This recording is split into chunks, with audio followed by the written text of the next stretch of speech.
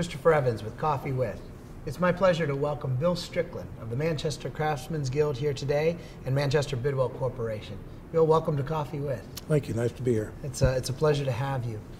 Talk to us a little bit about your story, about where you met Frank Ross and kind of the impact on your life that he had. Literally walking down the hallway of the high school one day, kind of minding my own business, and the art room door happened to be open, and Frank was a ceramic artist, as it turns out. The school had a potter's wheel, and for whatever reason, on that particular moment, he made a great big old ceramic bowl. It was a magical experience which I had never seen before. So I'm standing at the art room door, and he turned around and says, "Can I help you?" I said, "What is that?" He says, "Oh, that's clay." I said, "I want you to teach me how to do that." So for the remaining 2 years of high school, that's all I did. I went to the art room, got pretty good at clay, and Frank says, "You're too smart to die. You're going to college. I'm not going to let you die on the streets like your buddies." So I get in the pit as a probationary student, graduate with honors. Now I'm a trustee of the place. That's incredible. And I was the commencement speaker, and I got up in front of 13,000 people and said, "Don't give up on the poor kids. They might end up being a commencement speaker." People are a function of the environment where you teach them.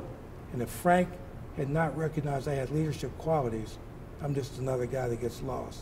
I founded Manchester to work with the public schools to try to recover these kids.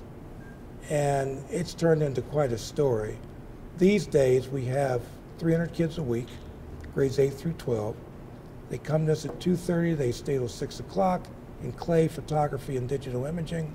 We graduated 95% of the kids last year and have averaged over 90% for the last 20 years. In a school system where that particular population of kids drops out at the rate of 50%. So I've doubled the graduation rate for these kids using the arts as the strategy to recover their lives, as Frank did with me. So what impact do you think art has on entrepreneurship as a whole? Well, artists are basically entrepreneurs because they start with a blank sheet of paper and they come up with an idea that's largely in their head.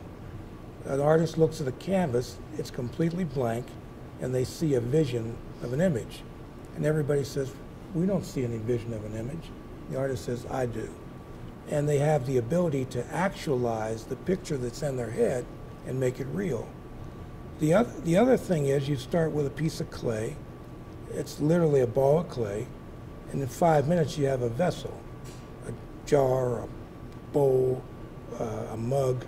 And so you can take something that's inert and turn it into something that's real, and in many cases very practical.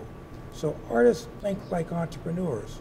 You know, Howard Schultz, who I happen to know, built a company called Starbucks. And Howard said, "I believe that people will pay $3 for a cup of coffee that's gourmet in the right environment." And everybody said, "You're crazy. In the era of Maxwell House coffee and Folgers, how do you think you're going to set up a gourmet coffee shop and get people buying this coffee?" He said, "Because I'm not going to sell coffee. I'm going to sell a cultural experience that includes coffee." And that was the idea that really grew Starbucks into a global player. Do you think that passion and values in relation to what career choices you make are important? It's essential, because if you start in a deficit situation, which many people do, the thing that's going to drive you is your vision and your energy. And passion fundamentally is energy that helps you drive through when the environment, the world, doesn't necessarily recognize the contributions you're going to make. They don't offer you the kind of celebration that you need to keep going. So it's got to be internally driven. And vision and passion are directly connected to each other, and you literally can't have one without the other. What advice do you have for today's entrepreneur or small business owner? Treat everybody the same, with dignity and respect. The maintenance department and the CEO of a company you're trying to work with. Because it is in the engagement of people who can bring resources to your discussion, in your conversation, that ultimately will determine how successful you are. If you look at all the great companies, the CEOs know everyone in the company, including the people who service the building, and they treat everybody the same. So I believe that dignity, equality, mutual respect, humility, admiration are all the attributes that can help you become successful, but more importantly, will help you continue to be successful. So lately you've been involved with writing a book. Yeah. Why don't you tell us a little bit about Make the Impossible Possible? Well, the book basically is my autobiography of how I started as an inner city kid in a public school learning ceramics to building an organization that's now replicating itself across the country and will eventually replicate itself across the world. The goal is to build 100 centers in the U.S. and 100 around the world. We have 5 open and operating: San Francisco, Grand Rapids, Cleveland, Cincinnati, New Haven. We're planning 10 more, and we've had conversations early on with another 25 or 30 cities. So we think we're well on the way to building at least 100 in the U.S. We have 4 international conversations going on right now. Northern Israel, where we have Jews and Arabs meeting, let's talk about the center. Northern Japan, Vancouver, British Columbia, and Costa Rica. Tell us a little bit about Manchester Craftsmen Guild and some of the work you're doing with the jazz scene. It started with Dizzy Gillespie in 1986. And I asked Dizzy, why did you come here? And he said, well, Billy Taylor told me a black guy built this world-class center and I didn't believe him. I wanted to see for myself. And you ought to build a center like this in every city in this country.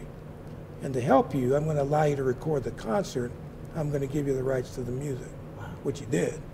And then Herbie Hancock showed up, and Wynton Marsalis showed up, and Nancy Wilson, and Shirley Horn, and Betty Carter, and the Basie Band, and Pat Metheny.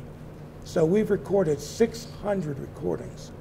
Probably the most important collection of contemporary jazz recordings in the world is in my center on the north side of Pittsburgh. It's incredible. And we've won 5 Grammys, and we've gotten nominated for 2 more. So we've figured out the way to get the spontaneity of a live concert without compromising the technology. And that's why we're winning Grammys. Well, Bill, thank you so much for being with us today. It was a Absolutely. true pleasure having you. And thank all of you for joining us on Coffee With.